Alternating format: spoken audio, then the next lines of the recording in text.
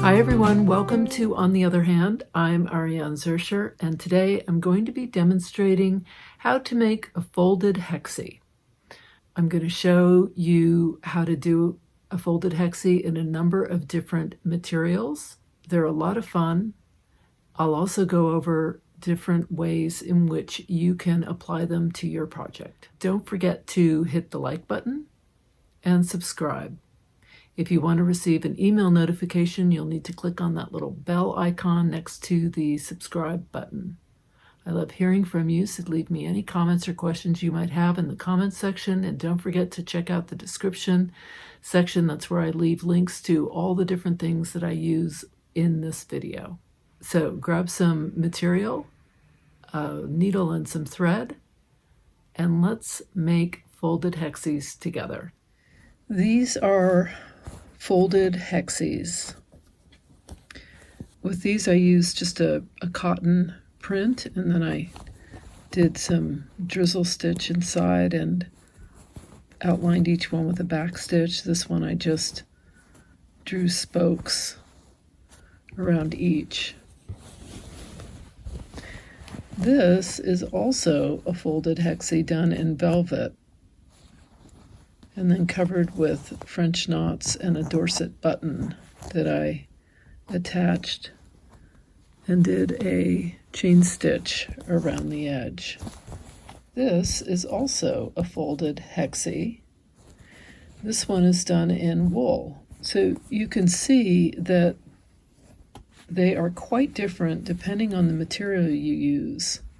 We're going to explore those different materials and have some fun. This is a folded hexie. If you use this as the right side up, then I would put some stitches here, maybe a couple drizzle or something decorative to hide that, because you're going to have that. You're going to have a raw edge showing. The folded hexie comes from a circle. So this actually came from a 2-inch circle. And this hexie is about 1 1/8 inches from longest point to point. From side to side, it's 5/8 of an inch. So a 2-inch circle gives me this. A 4-inch circle will give me something like a 2-inch hexie. So what I'm going to do is I'm going to take a piece of fabric and I'm going to take my circle template, and then I'm going to do a couple of different sizes. So this is 1.5 inches. I'll cut that one out.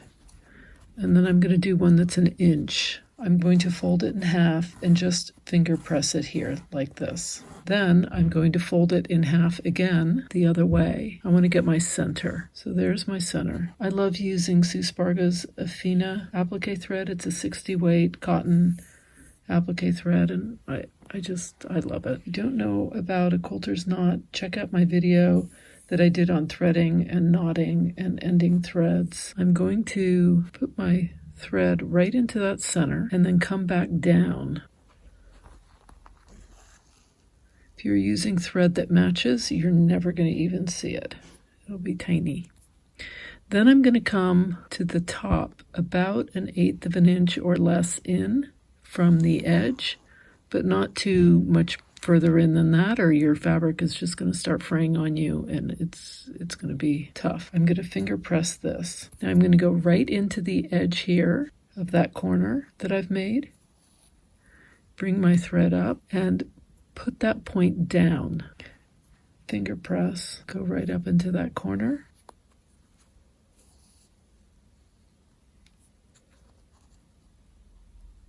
Finger press up into this next corner.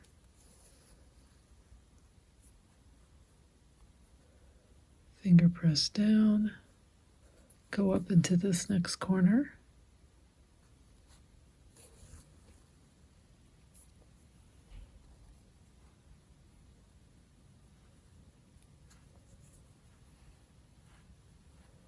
And you should be left with your last corner looking something like that. You're then going to go through all those layers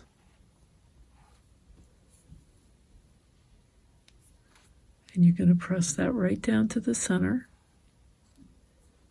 That is your little hexie. Now you can take your thread. You can do a couple of little stitches here to secure it if you want, or you can just go back down through to the center and leave it alone. It really depends on how you're going to use this. If this is going to be placed down, then it doesn't matter. I would just have tacked it and brought my thread back to the front. So that was a 1.5 inch circle, and I just want to show you it got reduced to 7/8 of an inch from point to point, and the side is about 1/2 inch, depending on which side. And your sides won't necessarily be even, but they're going to be generally about 1/2 inch. So here's my 1 inch circle. This is 2 inch circle, 1.5 inch circle. Here's my 1 inch. So I do the same thing. I fold it in half, finger press. I want to get my center. That's what I'm doing here. I'm getting my center. And there's my center. I'm going to come right up into my center. And then I come back up, right? So my thread is coming out from the inside. Now I'm going to fold this down towards the center and finger press. And that's where I'm going to come up. And I'm going to take my thread and go right into that corner.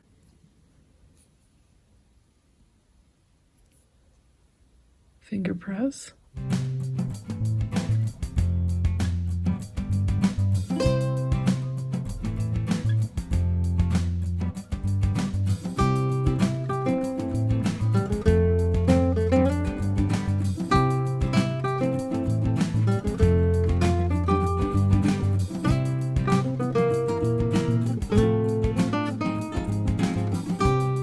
That came from my 1 inch circle, and I'll just measure it so you can see that is just a little bit larger than 1/2 inch from the longest bit apart, and this is about 1/4 inch each side. 2 inch, 1.5 inch circle, 1 inch circle.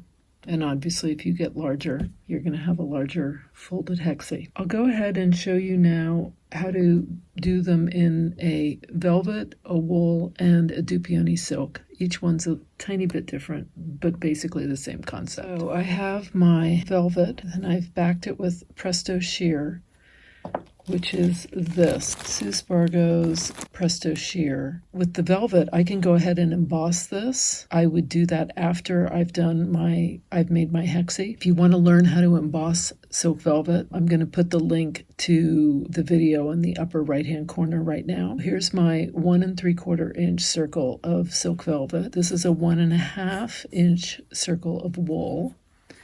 This is a 1.5 inch circle of Dupioni silk, also backed with the Presto Sheer, as is this, also Presto Sheer, and this 1 1/4. So I'm going to show you how to do all of these. Let's start with the velvet. I'm going to go ahead. It's the same concept. I'm going to get my line here. Just going to mark it in pencil so we can see it better. Mark here. There's my center. I like using a short darner, number 11, for the Efina 60 weight applique thread. It has a elongated eye, and it just makes it easier to thread. Go down through my middle, and then I'm going to come right back up. I'm now going to fold this edge down to the center. Finger press, which is a little harder, a little more challenging, but it can be done. And also why I wouldn't emboss this until after I'd done this, because there's a lot of pressing, and I would press all my design right out. Take a little stitch right in that corner where I've pressed. I'm going to bring that down, do the same into the center, into the corner. Pull this into the center, and I'm left with my final little point. I can go down through all of that with my needle and pull that back into the center. And there's my folded hexie. Let's try the wool. With the wool, I'm going to actually use a different thread. I'm going to use my Elana wool thread, which is going to match this perfectly. I'm going to use a number 24 chenille needle, and I'm going to do the same thing.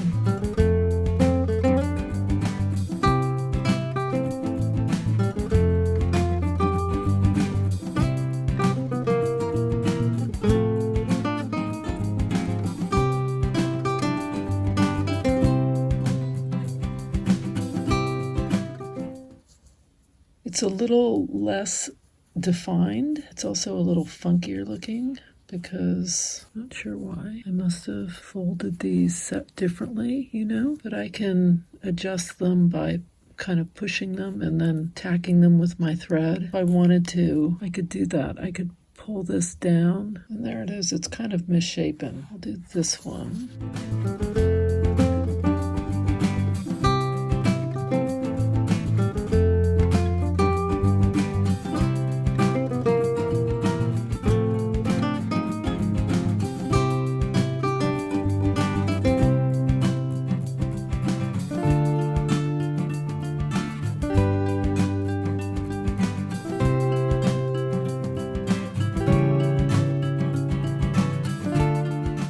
One is my little turquoise Dupioni. Same thing.